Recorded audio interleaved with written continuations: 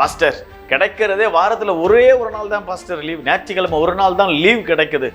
அந்த ஒரு நாள் நான் நல்லா தூங்க வேண்டாமா? அந்த ஒரு நாள் என்னுடைய பர்சனல் வேலைகளை பார்க்க வேண்டாமா? எல்லாரும் பர்சனல் வேலை, தன்னுடைய சொந்தமான காரியத்தை பார்த்து கொண்டு இருக்கிறாங்களே தவிர கர்த்தருடைய நீதியை நிறைவேற்ற வேண்டும் என்ற எண்ணங்கள் கிடையாது. இருக்கிற இடத்துல ஜெபிச்சால ஆண்டவர் தான் வராருல. எதற்காக ஆலயம்? வேதம் தெளிவாக சொல்லுகிறது, தேவ பிள்ளையே, ஆலயத்திற்கு செல்லாமல் உங்களுடைய விருப்பம் போல நீங்க வாழ்வீர்களே ஆனால் கர்த்தரை கனஈனப்படுத்துகிறீர்களாம். ஆலயத்திற்கு செல்லாம வீட்டிலேயே இருந்து ஜெபிக்கிறேன், நான் உபவாசம் இருக்கிறேன், நான் ஜெபிச்ச ஆண்டவர் அற்புதம் செய்யறாரு, நான் ஜெபிச்சா தீர்க்க தரிசனம் கூட ஆண்டவர் சொல்லுவாரு, நடக்க போற காரியங்கள் வெளிப்பாடெல்லாம் ஆண்டவர் எனக்கு கொடுக்கிறாரு, நான் எதை சொன்னாலும் கர்த்தர் அப்படியே நிறைவேற்றுகிறாரு, எல்லாம் செய்வார். கடைசியில சொல்லுவாரு, நீங்கள் யார் என்று நான் அறியேன், அக்கிரம செய்கைக்காரரே, என்னை விட்டு அகன்று போங்கள்.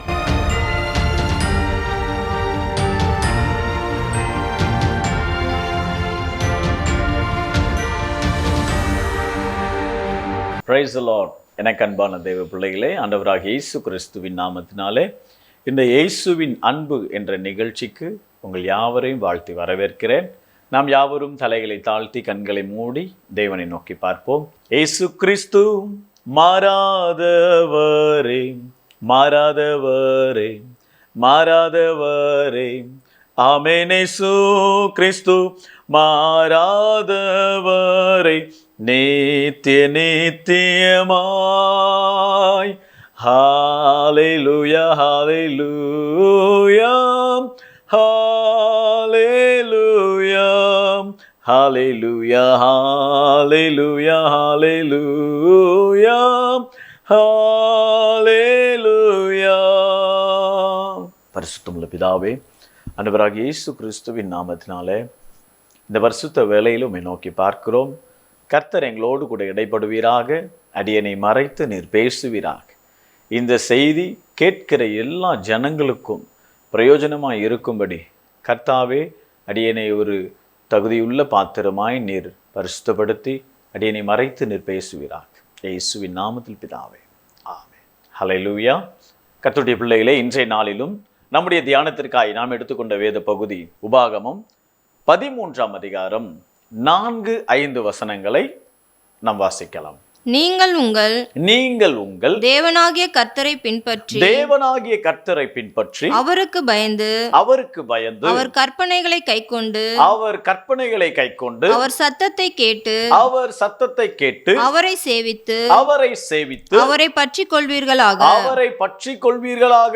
அந்த தீர்க்கதரிசியும் அந்த சொப்பனக்காரனும் கொலை செய்யப்பட கடவன். நீங்கள் நடக்கும்படி உங்கள் தேவனாகிய கர்த்தர் உங்களுக்கு விதித்த வழியை விட்டு உங்களை விலக்கும்படி அவன் உங்களை எகிப்து தேசத்திலிருந்து புறப்பட பண்ணினவரும் உங்களை அடிமைத்தன வீட்டிலிருந்து நீங்களாக்கி மீட்டுக் கொண்டவருமான உங்கள் தேவனாகிய கர்த்தருக்கு விரோதமான துரோக பேச்சினான். இப்படிப்பட்ட தீமையை உங்களிடத்திலிருந்து விலக்குவீர்களாக. ஹல்லேலூயா. கர்த்தருடைய பிள்ளைகளே, இன்றைக்கு நம்முடைய தேவனாகிய கர்த்தர் நம்மோடு கூட பேசுகிற காரியங்கள், எதை நம்முடைய வாழ்க்கையில நாம் விளக்க வேண்டுமோ அதையெல்லாம் விளக்கிடணும். எதெல்லாம் தேவனுக்கு பிரியமில்லாமல் நம்முடைய வாழ்க்கையில காணப்படுகிறதோ அவைகளை அனைத்தையும் நாம் விலக்கி போட வேண்டும். கர்த்தர் எதிர்பார்க்கிற வாழ்க்கையை நாம் வாழ வேண்டும். கர்த்தருடைய பிள்ளைகளே, இன்னொரு விஷயம் கூட அந்த வசனத்தை நாம் பார்ப்போம். நீங்கள் உங்கள் தேவனாகிய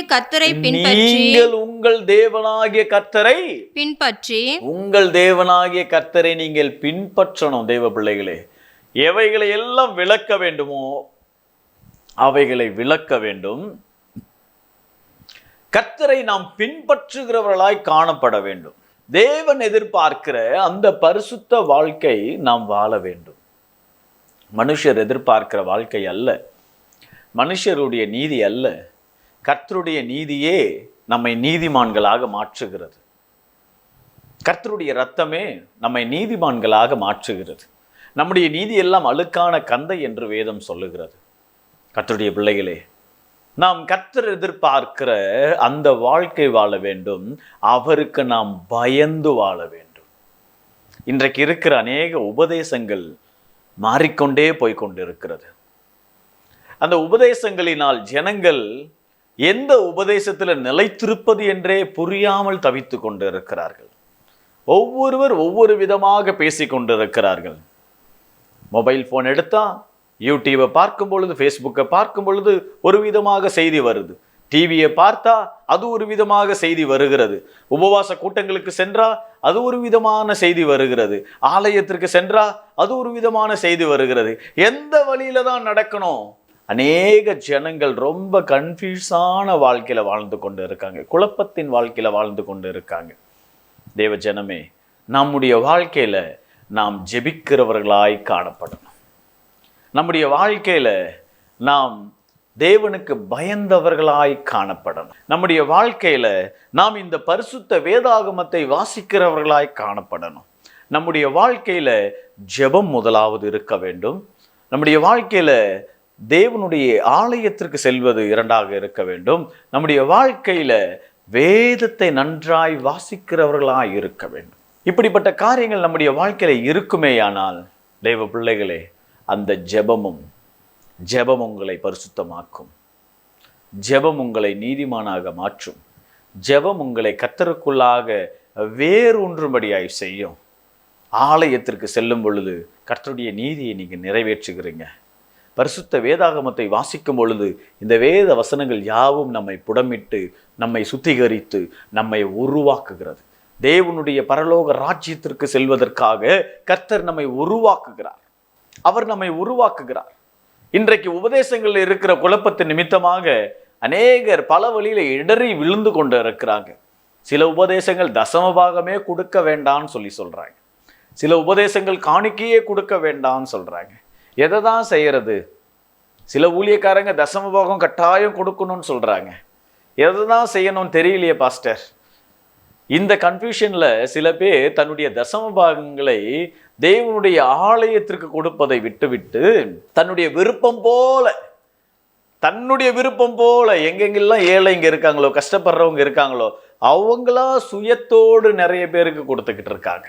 தசமபாகங்கள் எல்லாம் தேவனுடைய பண்டக சாலைக்கு வர வேண்டும் என்றுதான் வேதம் சொல்லுகிறது. தேவனுடைய பிள்ளையே, கர்த்தருடைய வார்த்தைக்கு கீழ்ப்படிந்து நடக்க கற்றுக்கொள்ளுங்கள். கர்த்தருடைய வார்த்தை என்னதென்று நாம் ஆராய்ந்து அறிய வேண்டும். உபதேசங்கள் மாறிக்கொண்டு இருக்கிறதால் குழப்பங்கள் வேண்டாம் நமக்கு. நாம் கர்த்தரை அறிகிற அறிவினால் நிரப்பப்பட வேண்டும். நாம் நன்றாய் ஜெபிக்க வேண்டும். நல்ல முழங்கால் படிக்கிட்டு ஸ்தோத்திரம் சொல்லி நல்லா ஜெபிங்க. எங்க பாஸ்டர், சொன்ன குறிப்பையே நான் சொல்லிக்கிட்டே இருக்கேன் பாஸ்டர், என்ன ஜெபிக்கிறதுனே தெரியல பாஸ்டர் அப்படின்னு குழப்பத்தில் இருக்கீங்களா? ஒரு அரை மணி நேரம் நல்ல ஸ்தோத்திரம் சொல்லுங்க. ஆண்டவர் உங்களுடைய வாழ்க்கையில செஞ்ச காரியங்கள் எல்லாம் சொல்லி நல்ல ஸ்தோத்திரம் சொல்லுங்க. ஆண்டவர் உங்களுடைய வாழ்க்கையில செய்து கொண்டு இருக்கிற காரியங்கள் எல்லாம் சொல்லி ஸ்தோத்திரம் சொல்லுங்க. ஆண்டவர் உங்களுடைய வாழ்க்கையில அடுத்து செய்ய போகிற காரியங்கள் எல்லாம் சொல்லி ஸ்தோத்திரம் சொல்லுங்க. என்னென்ன அற்புதங்கள் அதிசயங்கள் செஞ்சார் அதெல்லாம் ஸ்தோத்திரம் சொல்லிட்டு செய்ய போற காரியங்களுக்காகவும் ஸ்தோத்திரம் சொல்லுங்க. அது ஒரு அரை மணி நேரம் வரும்.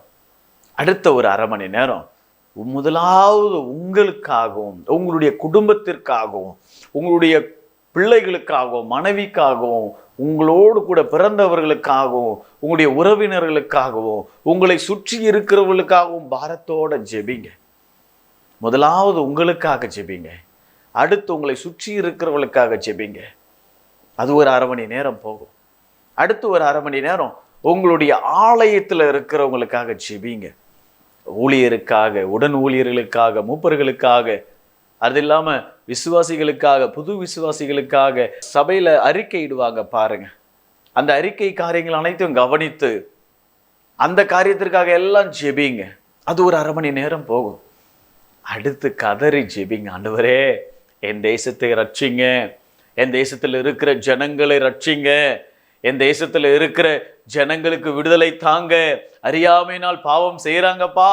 வலது கைக்கும் இடது கைக்கும் வித்தியாசம் அறியாத ஜனங்களாய் இருக்கிறாங்க. ஆண்டவரே, நம்முடைய தேசத்துல என்னென்ன அசுத்தங்கள் காணப்படுகிறதோ, என்னென்ன விக்கிரக தோப்புகள் காணப்படுகிறதோ, தேவனுக்கு பயமில்லாத காரியங்கள் எங்கெல்லாம் நடக்கிறதோ அதையெல்லாம் சொல்லி தேவ சமூகத்தில் முழங்கால் படிக்கிட்டு கதறி ஜெபிங்க. இதை ஜெபிக்கவே 2 மணி நேரம் ஆகும். நான் சொல்றது குறைந்தபட்ச ஜெபம் 1/2 மணி நேரம், 1/2 மணி நேரம், 1/2 மணி நேரம். இல்லை பாஸ்டர் 2 மணி நேரம் உட்காந்து ஜெபிக்கிறதுக்கு எனக்கு டைம் இல்லை பாஸ்டர், எனக்கு 1 மணி நேரம் தான் இருக்கு. 1 மணி நேரம் இருக்குன்னா இது அப்படியே 4 மணி நேரம் 15 நிமிஷம் 15 நிமிஷம் 15 நிமிஷம் ஜெபிங்க. தெய்வ சமூகத்தில் முழங்கால் படிக்கிட்டு ஜெபிங்க. முழங்கால் படிக்கிட முடியலையா, தப்பே இல்லை, உட்கார்ந்து ஜெபிங்க, நின்று ஜெபிங்க. உங்களால் எப்படி முடியும்? என்னால் முடியல பாஸ்டர், உட்காரவும் முடியல, ஸ்பைனல் கார்ட் ப்ராப்ளம் இருக்கு, எனக்கு முதுகு தண்டில் வலி இருக்கு, என்னால் உட்காரவும் முடியாது, நிற்கவும் முடியாது, முழங்கால் படியிடவும் முடியாது. சரி, ஏதோ ஒரு விதத்தில் நீங்கள் ஜெபிங்க. தேவனுடைய சமூகத்தில் ஆண்டவரே நான் உடைய சமூகத்திற்கு வந்திருக்கிறேன்ப்பா அப்படின்னு சொல்லி முழங்கால் தேவனுடைய சமூகத்தில் அவரை நோக்கி கூப்பிட்டு ஜெபிங்க. தேசத்தில் உபதேசங்கள் மாறிக்கொண்டு இருக்கிறது. தேவ பிள்ளைகளே, நாம் ரொம்ப ஜாக்கிரதையாக வாழ்ந்து கொண்டு இருக்கணும். கடைசி காலத்தில் வாழ்ந்து கொண்டு இருக்கிறோம். கர்த்தருக்கு பயந்து நாம் வாழ வேண்டும். கர்த்தர் எதிர்பார்க்கிற ஜீவியங்கள் நாம் ஜீவிக்க வேண்டும். வசனத்தை நாம் வாசிக்கலாம். நீங்கள் உங்கள் தேவனாகிய கர்த்தரை பின்பற்றி அவருக்கு பயந்து அவர் கற்பனைகளை கைக்கொண்டு அவருடைய கற்பனைகளை கைக்கொள்ளணும். அவருக்கு பயந்து வாழ கற்றுக்கொள்ள வேண்டும். பாஸ்டர், கிடைக்கிறதே வாரத்துல ஒரே ஒரு நாள் தான் பாஸ்டர் லீவ். ஞாயிற்றுக்கிழமை ஒரு நாள் தான் லீவ் கிடைக்குது. அந்த ஒரு நாள் நான் நல்லா தூங்க வேண்டாமா? அந்த ஒரு நாள் நான் என் வீட்டு வேலைகளை பார்க்க வேண்டாமா? அந்த ஒரு நாள் என்னுடைய பர்சனல் வேலைகளை பார்க்க வேண்டாமா? எல்லாரும் பர்சனல் வேலை, தன்னுடைய சொந்தமான காரியத்தை பார்த்து கொண்டு இருக்கிறாங்களே தவிர கர்த்தருடைய நீதியை நிறைவேற்ற வேண்டும் என்ற எண்ணங்கள் கிடையாது. ஏன் பாஸ்டர், ஆலயத்திற்கு போய் ஜெபிச்சாதான் ஜெபமா? வசனம் சொல்லுதே, நாமத்தை எங்க பிரஸ்தாபப்படுத்தினாலும் அங்க வரேன்னு சொல்றாரு. 2 அல்லது 3 பேர் கூடினா அங்க தேவன் வரேன்னு சொல்றாரு. அப்ப எதுக்கு ஆலயம்? நான் கேட்கிறவங்களை பார்த்து, அப்ப எதற்கு தேவன் ஆலயத்தை வைத்திருக்கிறார்? ஆலயத்துல தேவன் உலாவினாராம். சாலமோன் கட்டின தேவாலயத்துல தேவன் உலாவினாராம். அந்த தேவாலயத்தின் காணிக்கையின் பெட்டி அருகாமையில உட்கார்ந்து இருந்தாராம். சாலமோன் கட்டின தேவாலயத்துல பிசாசு பிடியில இருக்கிறவர்களை கர்த்தர் விடுதலையாக்கினாராம். இயேசு சுவாமி செய்த செயல்கள். அப்ப எதற்கு ஆலயம்? ஆலயத்துல அந்த சுருள்களை எடுத்து வாசித்தாராம். எதற்கு அந்த ஆலயத்துல உபதேசம்? இருக்கிற இடத்துல ஜெபிச்சால ஆண்டவர் தான் வராருல. எதற்காக ஆலயம்? வேதம் தெளிவாக சொல்லுகிறது. தேவ பிள்ளையே, வேதம் தெளிவாக சொல்லுகிறது, ஆலயத்திற்கு செல்லாமல் உங்களுடைய விருப்பம் போல நீங்க வாழ்வீர்களேயானால் கர்த்தரை கனஈனப்படுத்துகிறீர்களாம். கர்த்தரை கனஈனப்படுத்துகிறீர்கள் நீங்க. வாசிக்கலாம். எசேக்கியேல் 22ஆம் அதிகாரம் 26வது வசனத்தை வாசிக்கலாம். அதின் ஆசாரியர்கள் என் வேதத்துக்கு அநியாயம் செய்து பரிசுத்த வஸ்துக்களை பரிசுத்த குலைச்சலாக்குகிறார்கள். பரிசுத்தம் உள்ளதற்கும் பரிசுத்தம் இல்லாததற்கும் வித்தியாசம் பண்ணாமல் அசுத்தம் உள்ளதற்கும் அசுத்தம் இல்லாததற்கும் உண்டான வேற்றுமையை காண்பியாமலும் இருந்து என் ஓய்வு நாட்களுக்கு தங்கள் கண்களை மூடிக்கொள்கிறார்கள். அவர்கள் நடுவிலே நான் கனஈனம் பண்ணப்படுகிறேன். ஓய்வு நாள்ல கண்ணை மூடி நல்ல தூக்கம் வருதுன்னு சொல்லி கண்ணை மூடிக்கிட்டீங்கன்னா தேவனுடைய பார்வையில நீங்க அவரை கனஈனப்படுத்துகிறீங்களாம். உடம்பு முடியல, என்னால எழுந்திருக்க முடியல, அந்த கண்டிஷன்ல இருந்து நீங்க வீட்டில் இருந்து கர்த்தருடைய வார்த்தைகளை கேட்பீர்களேயானால் ஏதோ நம்ம ஒத்துக்கலாம். எல்லாமே சரியாக இருந்து அது ஒரு நாள் தான் பாஸ்டர் எனக்கு ரெஸ்ட் வேணும், 6 நாளும் உழைக்கிறேன் வீட்டுக்காக, எவ்வளவு சீக்கிரமா எழும்புறேன் தெரியுமா, எல்லா வேலையும் நான் தான் பார்க்கிறேன், நான் எனக்கு கண்டிப்பா ரெஸ்ட் வேணும், எங்க வீட்டில் இருக்கிறவங்களாம் நான் எழுப்பி அனுப்பிடுறேன் நான் ஆலயத்திற்கு, நான் மட்டும்தான் போல, அவங்க எல்லாரும் பரலோகத்திற்கு போவாங்க, நீங்க போவீங்களா?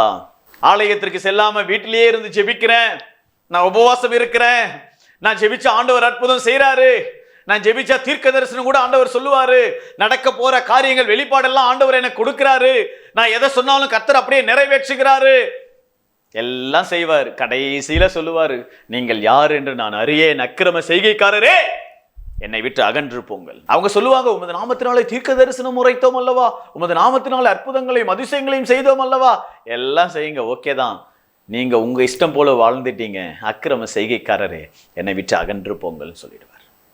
இந்த பூமியின் வாழ்க்கையில நீங்கள் பயன்படுத்தப்படலாம். இந்த பூமியின் வாழ்க்கையில கர்த்தர் உங்களை உபயோகிக்கலாம். நீங்க ஜெபிச்சதற்கெல்லாம் பதில் வரலாம். ஆனா முடிவு என்ன? கர்த்தரை கனவீனப்படுத்திருக்கீங்க. இந்த வசனத்தின் பிரகாரமாக கர்த்தரை அவமானப்படுத்துறீங்க, ஞாயிற்றுக்கிழமை ஆராதனைக்கு போகாம. ஆகவே கர்த்தருடைய கோபம் உங்கள் மீது இருக்கும். கர்த்தருடைய கற்பனையை நீங்க நிறைவேற்றல. ஓய்வு நாளை நீங்க பரிசுத்தத்தோடு ஆசரியுங்கள் சொல்றாரு. 6 நாள் வேலை செய்யுங்க, 7வது நாள் ஓய்ந்திருங்கன்னு சொல்றாரு. ஏன்னா அது கர்த்தருடைய நாள், அது கர்த்தருடைய நாள். நாளைய தினம் ஞாயிற்றுக்கிழமை ஆலயத்திற்கு போவீங்களா, இல்லைன்னா உங்க இஷ்டம் போல வீட்டிலேயே இருப்பீங்களா? உங்க இஷ்டம் போல நீங்க வீட்டுல இருந்தீங்கன்னா கர்த்தர் கட்டாயம் நாள் ஒன்று வரும் பொழுது உங்களை நியாய தீர்ப்புல நிற்க வைப்பார். என்ன பதில் சொல்லுவீங்க? தூக்கத்தை விரும்பாதே, தூக்கத்தை விரும்பினால் தரித்திரனாவா என்று நீதிமொழிகள் சொல்லப்படுகிறது. வாசிக்கலாம். நீதிமொழிகள் 20ஆம் அதிகாரம் 13வது வசனத்தை வாசிக்கலாம். தூக்கத்தை விரும்பாதே, தூக்கத்தை விரும்பாதே, விரும்பினால் தரித்திரனாவாய். கண் விழித்திரு, கண் விழித்திரு, அப்பொழுது ஆகாரத்தினால் திருப்தி அடைவாய். தூக்கத்தை விரும்பாதே, விரும்பினால் தரித்திரனாவாய். தூக்கம் விரும்புறது எப்போனா அந்த ஞாயிற்றுக்கிழமை தான் தூக்கத்தை விரும்புவோம். ஆராதனையை மறந்துடுவோம், தூக்கத்தை விரும்பி தூங்குவோம். நான் 11, 12 மணி வரைக்கும் தூங்கணும், விரும்பி தூங்குறோம். தூக்கத்தை விரும்பாதே, அந்த தூக்கம் உன்னை தரித்திரனாக்கும். ஒருவேளை ஆவிக்குரிய வாழ்க்கையில தரித்திரங்கள் வரலாம், அல்லது பூமிக்குரிய வாழ்க்கையில தரித்திரம் வரலாம். ஏதோ ஒரு விதத்துல தரித்திரம் வருவதே. தூக்கத்தை விரும்பாதே, அது உன்னை தரித்திரமாக்குமா. கண் விழித்திரு, ஆகாரத்தினால் திருப்தியாவாய். பரிசுத்த ஆகாரத்தினால் திருப்தியாவாய். வானத்தின் மன்னாவினால் நீ திருப்தியாவாய். வானத்தின் மன்னாவினால் நீ போஷிக்கப்பட்டு திருப்தியாக்கப்பட்டு ஆவிக்குரிய வாழ்க்கையில பலனடைந்து உனக்கு விரோதமாகவும் உன்னுடைய குடும்பத்திற்கு விரோதமாகவும் நீ செய்கிற காரியங்களுக்கு விரோதமாகவும் எழும்புகிற எல்லா சத்துருக்களை நிர்மூலமாக்கும்படியான கர்த்தருடைய உன்னத பலத்தினால் நிரப்பப்படுவாய். கர்த்தருடைய ஆகாரத்தை நீ ஆலயத்தில் சென்று புசிக்கும் பொழுதுதான் கர்த்தர் அந்த பலத்தை உனக்கு தருவார். கர்த்தர் அந்த பலத்தை உனக்கு தருவார். தேவ பிள்ளையே, அலட்சியமாக எண்ணாதே. கர்த்தருடைய வார்த்தைகளை அலட்சியமாக எண்ணாதே. கர்த்தருடைய வார்த்தைகளை அலட்சியமாக எண்ணாதே. கர்த்தர் இன்றைக்கு உனக்கு ஒரு நல்ல ஆலோசனை கொடுக்கிறார். தேவ மகனே, தேவ பிள்ளையே, உனக்கு ஒரு ஆலோசனை கொடுக்கிறார். இத்தனை நாட்கள் எப்படி இருந்தாயோ, இன்றைக்கு கர்த்தருடைய வார்த்தை உன்னை தேடி வருகிறது. ஞாயிற்றுக்கிழமை ஆனா கர்த்தரை தேடி போ. எங்க ஊர்ல ஞாயிற்றுக்கிழமை ஆராதனை இல்லை, சனிக்கிழமை தான் ஆராதனை இருக்கு. அது வாரத்தில் 7வது நாள். ஏதோ ஒரு விதத்துல போங்க. வாரத்துல ஒரு நாள் ஆலயத்துல சென்று உட்காருங்க. எங்க ஊர்ல வெள்ளிக்கிழமை தான் பாஸ்டர் ஆராதனை நடக்குது, சனிக்கிழமை இல்லை, ஞாயிற்றுக்கிழமையும் இல்லை. அப்போ அது அவங்க வாரத்தின் 7வது நாளாக ஓய்வு நாளாக வச்சிருக்கிறாங்க. 6 நாள் வேலை செய்யுங்க, 7வது நாள் ஓய்ந்துருங்கன்னு சொல்றாரு. அப்போ 6 நாள் ஏதோ ஒரு விதத்துல வேலை செய்றீங்க, 7வது நாள் ஓய்ந்திருக்கிறீங்க. இல்ல, அது வெள்ளியோ சனியோ ஞாயிறோ, 7வது நாள் என்ற நாள் ஓய்ந்திருக்கிற நாள் கர்த்தருக்கு பரிசுத்தம் என்ற நாளாக நியமித்து கர்த்தருடைய ஆலயத்துல போய் உட்காருங்க. என்னால காலையில போக முடியாது பாஸ்டர், நான் காலையில நல்லா தூங்கிட்டு சாயந்தரமா ஈவினிங் சர்வீஸ் போய் அட்டென்ட் பண்ணுவேன் பாஸ்டர். தவறு பண்ணாதீங்க, தவறு பண்ணாதீங்க. காலையில போய் தேவனை தேடுங்க, காலையில போய் தேவனை தேடுங்க. நீங்க காலையில தேவனை தேடும்போது தான் வசனம் சொல்லுது, அதிகாலையில் என்னை தேடுகிறவன் கண்டடைவான். காலைதோறும் அவருடைய கிருபை புதிதாய் இருக்கிறது. பகலின் குளிர்ச்சியான வேளையில தேவன் ஆதாமை சந்திக்க வந்தாராம்.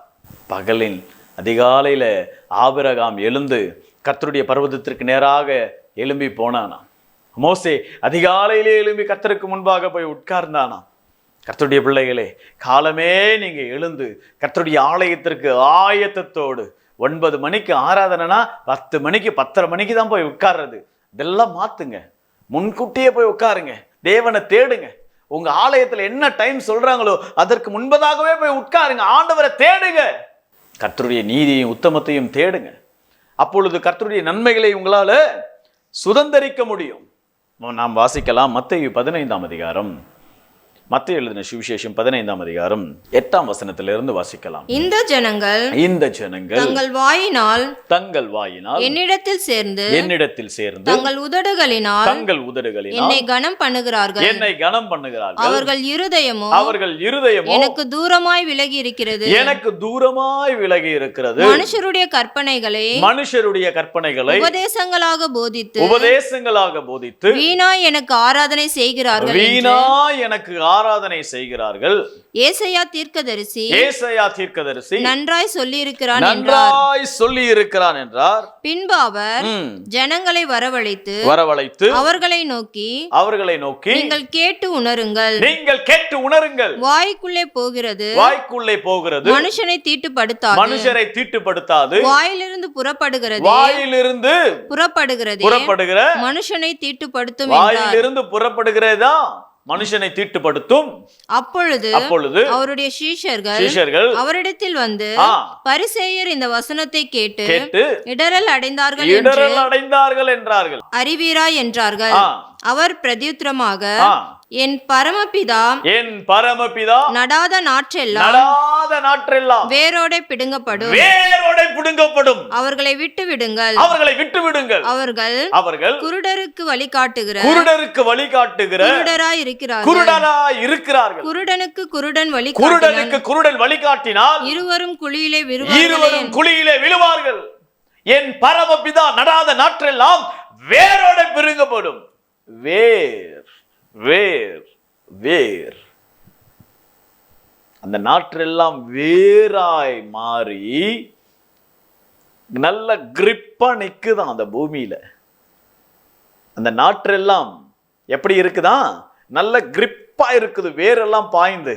ஆண்டவர் சொல்றாரு, என் பரமபிதா இதை நாட்டல, ஆகவே நான் வேரோட பிடுங்க போறேன். இன்றைக்கு உபதேசங்கள், தேவனுக்கு விரோதமாய் செயல்படுகிற உபதேசங்கள், கள்ளத்தனமான காரியங்கள், இது தவறில்லை அது தவறில்லை என்று போதிக்கப்படுகிறதான உபதேசங்கள்.